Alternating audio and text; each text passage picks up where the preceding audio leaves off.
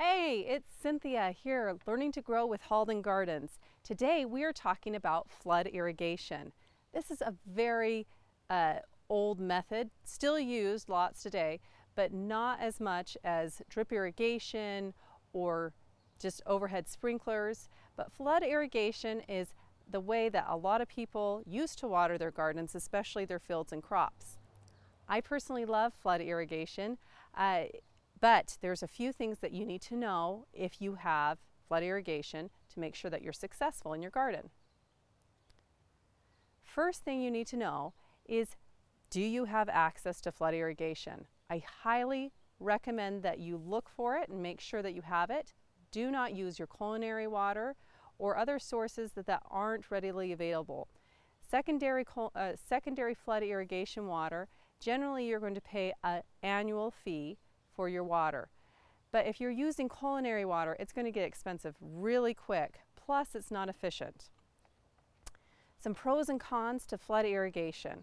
Pros, I would say you only have to water every 7 to 10 days, even up to 14 days, depending on how your season's going as far as weather and climate. Other great things about flood irrigation is it gets that nice deep watering that your plants really want, especially your melons and your tomatoes. That's how you're going to get those big, beautiful fruits that everyone's looking for. Some downsides to flood irrigation: it's labor intensive. You also need to have your water source. And honestly, flood irrigation is not as efficient as drip irrigation or other irrigations as far as water conservancy goes. Flood irrigation every system is different. You will see that every person that uses flood irrigation has a different method. For example, here at my friend's house, their watering with flood irrigation is completely different than the way that I do it. They have the flood irrigation go throughout their whole yard and water all their plants, and they will direct the water using rocks or large stones or leaves and debris.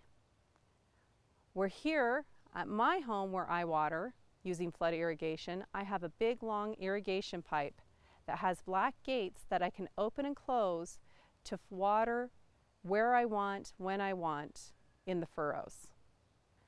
If you think you have flood irrigation, make sure that you contact the water master and understand the rules and regulations of using the secondary water in your area. For example, is there a schedule for watering? How much are you able to use the water? And also making sure that you are not in an area that you could flood your neighbors or flood your own house. Most secondary water or flood irrigation systems have a head gate that you need to unlock. Again, you want to talk to your water master, who will be able to help you locate the location for your lateral and show you your combination and how much you want to open. If you're new to flood irrigation, make sure that you have your garden ready to go, that your furrows are deep, your rows aren't too thin, and that you are working with the grade of your yard. The water will flow where it wants to flow, so you need to make sure that you have created a space for that water to hit your locations in a nice, smooth, even path.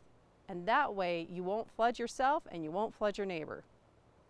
As far as knowing how much water you need in a location, you're going to have to determine that for yourself. My friend's garden, they like to water all day, but they have a lot of vegetation that needs to get that water to it. For me, I like to make sure that I fill up a furrow almost like a bathtub, and once it's absorbed into the ground, I will refill it a second time. Some people may see that they need to do this only once, maybe they need to do it 3 times. But you will notice with your plants in the first time you water that they will get used to the cycle that you choose and how long you like to water it. When you're making your rows and furrows, make sure that you make your furrows nice and deep, but also make sure that you make your rows thick so that you won't have a flood or breakage, because that can be a big problem that you're going to have to fix after you've flooded your garden.